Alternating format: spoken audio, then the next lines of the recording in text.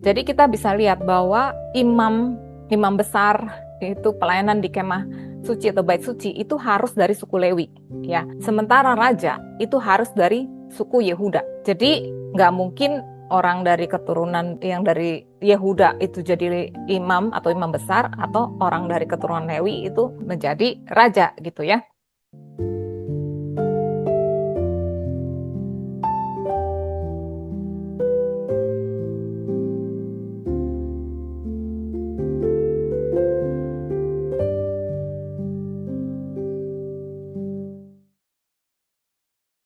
Di Ibrani 9 di sini ayat 11 sampai 12 ini dikatakan, tapi Kristus telah datang sebagai imam besar untuk hal-hal yang baik yang akan datang. Ia telah melintasi kemah yang lebih besar dan yang lebih sempurna, yang bukan dibuat oleh tangan manusia, artinya tidak termasuk ciptaan ini. Ia telah masuk satu kali untuk selama-lamanya ke dalam tempat kudus, bukan dengan membawa darah domba jantan dan darah anak lembu, tetapi dengan membawa darahnya sendiri. Kristus adalah korban yang sempurna. Di Yesaya 53, dikatakan, tetapi sungguhnya penyakit kitalah yang ditanggungnya, kesengsaraan kita yang dipikulnya, padahal kita mengira dia kena tulah, dipukul dan ditindas Allah. Tetapi dia tertikam oleh karena pemberontakan kita. Dia diremukkan oleh karena kejahatan kita. Ganjaran yang mendatangkan keselamatan bagi kita ditimpakan kepadanya, dan oleh bilur-bilurnya kita menjadi sembuh. Tetapi Tuhan berkehendak meremukkan dia dengan kesakitan apabila ia menyerahkan dirinya sebagai korban penebus salah. Jadi dia adalah imam besar kita, dia adalah korban juga, dan membawa darahnya sendiri ke ruang maha kudus di sorga. Kemudian di 1 Timotius 2 ayat 5 dikatakan, hanya ada satu Allah dan hanya ada satu perantara yang menghubungkan Allah dengan manusia. Perantara itu adalah Yesus Kristus yang menjadi manusia.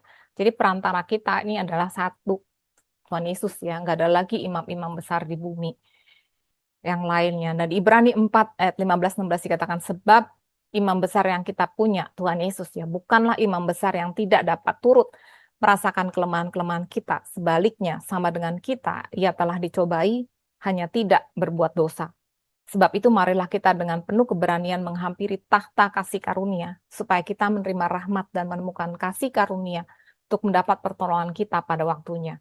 Jadi ya, imam besar itu harus dari kaum kita. Makanya juga Musa itu nggak bisa jadi imam besar. Karena Musa itu dia grew up as a prince. Dia tidak merasakan apa yang dirasakan bangsa Israel pada saat mereka diperbudak. Makanya harus Harun. Harun itu selalu bersama-sama dengan bangsa Israel. Dia yang dipilih sebagai imam besar. Makanya Tuhan Yesus juga, dia tuh harus jadi manusia. Dia harus merasakan apa yang dia rasakan manusia. Karena dia mewakili manusia. Dia pembela kita. Dia imam besar kita gitu ya. Makanya dia harus, firman Tuhan itu harus jadi manusia. Di sini dikatakan sama dengan kita. Dia tuh turut merasakan kelemahan kita. Dia juga dicobai, hanya dia tidak berbuat dosa gitu. Karena itu kita sekarang dengan penuh keberanian menghampiri tahta kasih karunia, kita bisa langsung masuk ke ruang maha kudus gitu. Karena Kristus itu sudah buka jalan. Nah, kemudian raja gitu ya. Raja itu juga diurapi. Kita tahu raja pertama itu adalah Raja Saul. Raja Saul juga diurapi. Di 1 Samuel 10, di sini dikatakan, lalu Samuel mengambil buli-buli berisi minyak. Dituangnyalah ke atas kepala Saul, diciumnya dia dan berkata, bukankah Tuhan telah mengurapi engkau menjadi raja atas umat Israel? Engkau akan memegang tampuk pemerintahan di atas umat Tuhan, dan engkau akan menyelamatkannya dari tangan musuh-musuh di sekitarnya. Inilah tandanya bagimu bahwa Tuhan telah mengurapi engkau menjadi raja atas miliknya sendiri. Jadi kalau kita tahu bahwa bangsa Israel itu sebelumnya kan dipimpin sama hakim-hakim ya. Jadi ada Gideon, Samson, Deborah gitu ya. Bahkan Samuel itu juga the last judge ya. Jadi dia hakim yang terakhir. Samuel itu dia unik karena dia tuh imam, dia nabi, dan dia juga hakim. Nah, tapi bangsa Israel tuh minta, dia pengen punya raja. Dia bilang, kasih kami raja seperti bangsa-bangsa lain. Kemudian Samuel tuh sebenarnya kesel gitu ya. Kenapa sih nih bangsa gitu, dia berdoa sama Tuhan, tapi Tuhan bilang, bukan kamu yang ditolak, tetapi aku yang ditolak. Ya, jadi ya udah, kasih aja ke mereka gitu. Tapi bilangin sama mereka bahwa kalau mereka akan punya raja, itu raja akan istilahnya ya memperbudak mereka lah. Mereka akan harus nurut, mereka harus kasih pajak, persembahan dan sebagainya. Tapi ya akhirnya bangsa itu ngotot, akhirnya dikasih lah, diurapilah Saul. Jadi 1 Samuel 12 ayat 13 juga dikatakan, maka sebab itu lihat, itu raja yang telah kamu pilih. Jadi Saul itu raja yang dipilih bangsa Israel, yang kamu minta. Sungguhnya Tuhan telah mengangkat raja atasmu. Nah, kita tahu akhirnya bahwa Saul itu dia meskipun awalnya dia humble beginning ya, awalnya tuh dia rendah hati, kayaknya baik gitu, tapi akhirnya waktu dia udah jadi raja, dia jadi sombong dan akhirnya dia nggak taat gitu ya. Dan Tuhan tuh menolak dia dan Tuhan memilih Raja Daud. Dan Tuhan itu berjanji, punya perjanjian dengan Daud ya. Di 2 Samuel 7, di sini pada saat itu waktu Raja Daud itu sudah diangkat jadi raja, dia punya istana yang mewah dari Aras, terus dia bilang gitu, aduh saya tinggal di istana mewah kayak gini, saya pengen deh kasih rumah buat Tuhan, karena Tuhan tuh cuma tinggal di kemah gitu, masa Tuhan tinggal di kemah, saya aja tinggal di istana kayak gini. Terus Tuhan bilang, bukan kamu yang akan memberikan rumah buat aku, tapi keturunanmu gitu. Terus Tuhan bilang, keluarga dan kerajaanmu akan kokoh untuk selama-lamanya di hadapanku, tahtamu akan kokoh untuk selama-lamanya. Kemudian tepat seperti perkataan ini dan tepat seperti penglihatan ini, Nathan berbicara kepada Daud. Jadi akhirnya Nathan bilang kepada Daud bahwa anaknya nanti akan mendirikan rumah Tuhan dan keluarga dan kerajaan Daud itu akan kokoh untuk selama-lamanya. Kemudian di Mazmur 89 itu juga dikatakan, engkau telah berkata, telah kuikat perjanjian dengan orang pilihanku. Jadi Daud itu yang dipilih Tuhannya. Aku telah bersumpah kepada Daud hambaku, untuk selama-lamanya aku hendak menegakkan anak cucumu dan membangun tahtamu turun-temurun. Jadi bahkan Mesias itu juga adalah anak Daud ya, dikatakan sebagai anak Daud.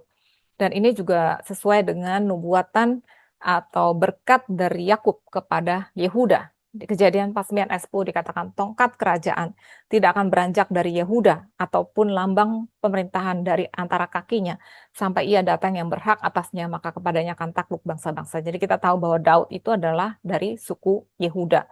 Nah, jadi kita bisa lihat bahwa imam imam besar itu pelayanan di kemah suci atau bait suci itu harus dari suku Lewi ya. Sementara raja itu harus dari suku Yehuda. Jadi nggak mungkin orang dari keturunan yang dari Yehuda itu jadi imam atau imam besar atau orang dari keturunan Lewi itu menjadi raja gitu ya. Nah, kita lihat Raja Uzia diceritakan di 2 Tawarik 26. Di sini sebetulnya awalnya dia tuh raja yang baik ya. Dia mengikuti Tuhan, tetapi setelah itu dia menjadi sombong ya. Di sini dikatakan setelah ia menjadi kuat, ia menjadi tinggi hati sehingga ia melakukan hal yang merusak. Ia berubah setia kepada Tuhan Allahnya dan memasuki bait Tuhan untuk membakar ukupan di atas mezbah pembakaran ukupan. Kita tahu itu adalah tugas para imam. Tetapi Imam Azar yang mengikutinya dari belakang bersama-sama 80 imam Tuhan. Dan orang-orang yang tegas, mereka berdiri di depan Raja Uzia dan berkata kepadanya, hai Uzia, engkau tidak berhak membakar ukupan kepada Tuhan. Hanyalah imam-imam keturunan Harun yang telah dikuduskan yang berhak membakar ukupan. Keluarlah dari tempat kudus ini karena engkau telah berubah setia. Engkau tidak akan memperoleh kehormatan dari Tuhan Allah karena hal ini. Tetapi Uzia dengan bokor ukupan di tangannya untuk dibakar, dia menjadi marah. Sementara amarahnya meluap terhadap para imam, timbullah penyakit kusta pada dahinya di hadapan para imam di rumah Tuhan dekat mezbah pembakaran ukupan.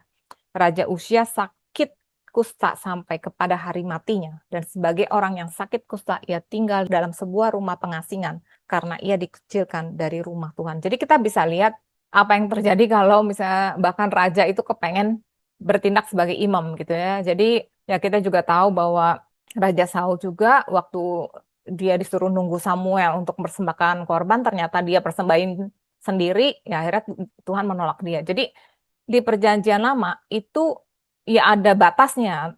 Siapa yang bisa jadi raja, siapa yang jadi imam ya. Meskipun ini rajanya di kerajaan Yehuda ya. Kalau di kerajaan Israel Utara itu biasanya keturunan dari Efraim. Nah, Tuhan Yesus itu adalah unik karena dia adalah imam sekaligus raja. Di Mazmur 110, sini dikatakan, Mazmur Daud, demikianlah firman Tuhan kepada Tuanku, duduklah di sebelah kananku, sampai kubuat musuh-musuhmu menjadi tumpuan kakimu. Tongkat kekuatanmu akan diulurkan Tuhan dari Sion. Memerintahlah di antara musuhmu. Tuhan telah bersumpah dan ia tidak akan menyesal. Engkau adalah imam untuk selama-lamanya menurut Melkisedek. Ini adalah firman Bapa kepada Tuhan Yesus. Jadi katakan engkau adalah imam untuk selama-lamanya menurut Melkisedek. Dan Ibrani 5 ayat 10 juga dikatakan, dan ia, Tuhan Yesus, ya, dipanggil menjadi imam besar oleh Allah menurut peraturan Melkisedek. Nah, siapa sih Melkisedek? Diceritain di Ibrani 7. Sini dikatakan ya, sebab Melkisedek adalah Raja Salem dan imam Allah yang maha tinggi. Melkisedek dari namanya ya, Melki itu artinya my king. Melek itu artinya raja. Melki itu artinya rajaku. Zedek itu artinya righteousness ya, kebenaran. Rajaku adalah kebenaran atau rajaku benar gitu ya. Dia adalah Raja Salem. Salem ini ya dipercaya itu adalah Yerusalem ya. Salem dari kata shalom, damai sejahtera, dan dia adalah imam juga. Jadi dia adalah raja dan imam Allah yang maha tinggi. Jadi dia dua-duanya gitu ya. Dia pergi menyongsong Abraham ketika Abraham kembali dari mengalahkan raja-raja dan memberkati dia. Memberkati Abrahamnya. Kepadanya pun Abraham memberikan 1/10 dari semuanya. Menurut arti namanya Melkisedek adalah pertama-tama Raja Kebenaran dan juga Raja Salem, yaitu Raja Damai Sejahtera.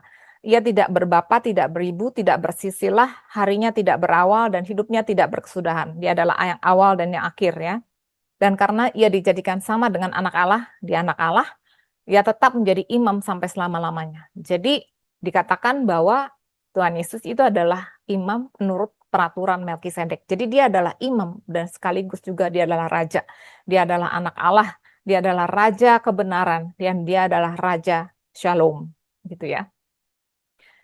Nah, di Matius 2, di sini pada saat Tuhan Yesus akhir itu dia sudah dianggap sebagai raja ya.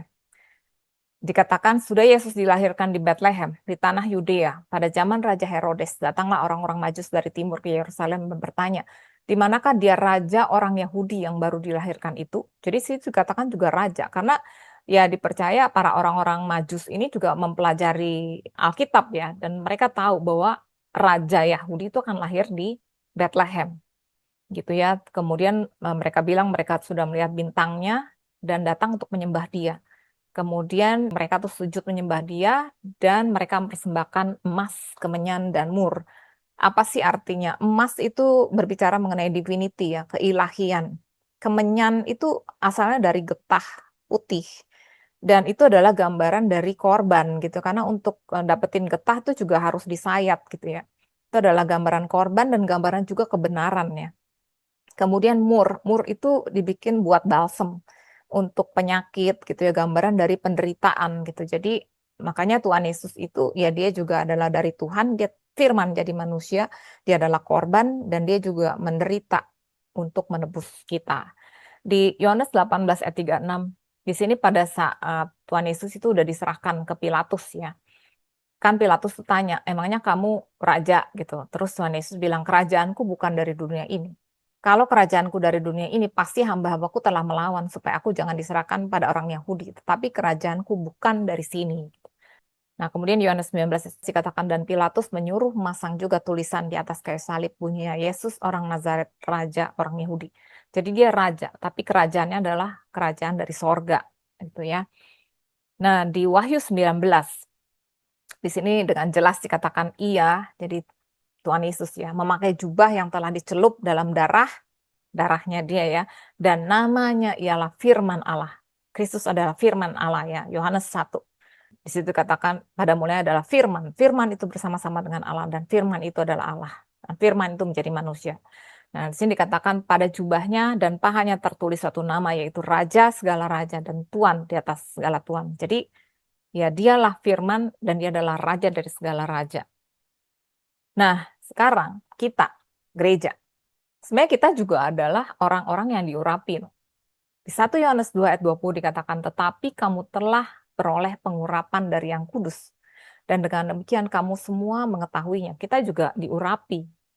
Di 2 Korintus 1 ayat 21-22 di sini dikatakan, sebab dia yang telah meneguhkan kami bersama-sama dengan kamu di dalam Kristus adalah Allah yang telah mengurapi, memeteraikan tanda miliknya atas kita, dan yang memberikan Roh Kudus di dalam hati kita sebagai jaminan dari semua yang telah disediakan untuk kita. Jadi kita tuh udah diurapi dan kita tuh sudah dimeteraikan gitu ya. Kan juga dikatakan di Efesus 1 ayat 13 gitu ya, ketika kita percaya kita dimeteraikan oleh Roh Kudus, dan Roh Kudus itu adalah jaminan. Jaminan gitu. Jadi kita adalah milik Dia selama-lamanya karena kita sudah diurapi dan kita sudah dimeteraikan, tanda miliknya atas kita. Jadi makanya kita udah diurapi, dimeteraikan, nggak bakalan hilang gitu ya. Kemudian di sini juga dikatakan ya di Markus 16. Lalu ia, Tuhan Yesus ya, sebelum dia naik ke sorga, dia bilang kepada mereka, orang-orang yang melihat, pergilah ke seluruh dunia, beritakanlah Injil kepada segala makhluk. Jadi Tuhan Yesus juga mengutus kita. Ingat, Nabi itu adalah orang yang diutus ya. Kita juga diutus sih sebetulnya. Kemudian dikatakan, tanda-tanda ini akan menyertai orang-orang yang percaya. Mereka akan mengusir setan-setan demi namaku. Mereka akan berbicara dalam bahasa-bahasa yang baru bagi mereka. Mereka akan memegang ular, dan sekalipun mereka minum racun maut, mereka tidak akan mendapat celaka. Mereka akan meletakkan tangannya atas orang sakit, dan orang itu akan sembuh. Jadi kita tahu bahwa ini semua nih sebetulnya juga adalah mujizat-mujizat yang dilakukan oleh nabi-nabi di Perjanjian Lama. Dan Tuhan itu memberikan juga buat kita, gitu ya, karena kita adalah orang-orang yang diutus. Nah, kemudian di Kisah Rasul 2 ayat 17 sampai 18 ini sebenarnya juga kutipan dari Yoel 3 ya. Di sini dikatakan akan terjadi pada hari terakhir. Demikianlah firman Allah bahwa aku akan mencurahkan rohku ke atas semua manusia. Maka anak-anakmu laki-laki dan perempuan akan bernubuat. Seer, yes, bernubuat seperti para nabi. Dan teruna-terunamu akan mendapat penglihatan-penglihatan. Nah, dan orang-orangmu yang tua akan mendapat mimpi. Sama penglihatannya. Juga kata hamba-hambaku laki-laki dan perempuan akan kucurahkan rohku pada hari-hari itu, dan mereka akan bernubuat. Jadi ya itu adalah tanda-tanda dari nabi. Nabi itu seperti itu. Mereka bernubuat, mereka mendapat penglihatan, mendapat mimpi gitu ya. Jadi dicurahkan rohnya gitu. Jadi itu kita juga seperti itu gitu.